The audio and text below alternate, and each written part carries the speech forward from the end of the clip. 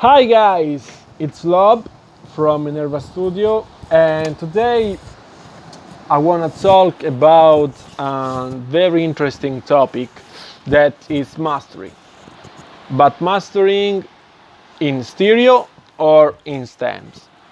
Uh, there is a couple of things that you have to keep in mind, and because it's very common to do a very wrong mistakes, and I will talk about this. So first of all, what is the mastering in stereo, and which is the difference between mastering in stereo and mastering in stems? In mastering in stereo, you have the stereo file, and you have to master to finalize the stereo file. These stems, you have these stems of the mixing that keep the exactly balance between each and the other, and you can manipulate these stems of the mix. I really prefer the stereo mastering, because you know, when the mix is well done, you have to do very little in mastering, so I don't need the entire stem. But sometimes, and I start to experiment to mastering in stems, sometimes it's good to have the stems. But when you have the stems, you can do a typical mistake, that is to tweak more, and you lose the completely balance between the elements. So for example, you have the stems, you have the drum kit, you have the 808, you have the vocal, and you have the overdubs and things like that, or synth. And what did you do? You check you listen and say, no,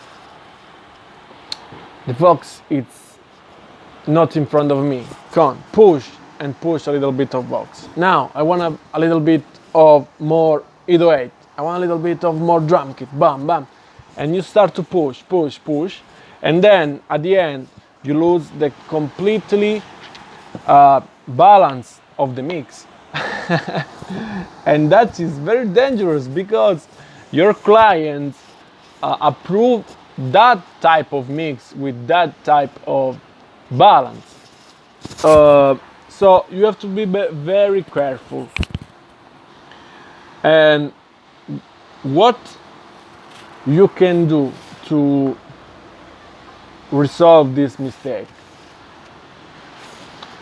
Easy. You have to treatment the stems like a stereo master.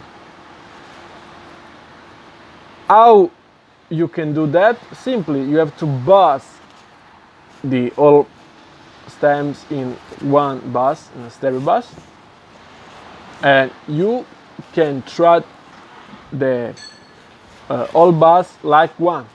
Okay, the all stems like one stereo stem.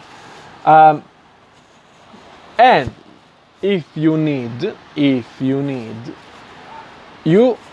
can tweak a little bit of the individual thing.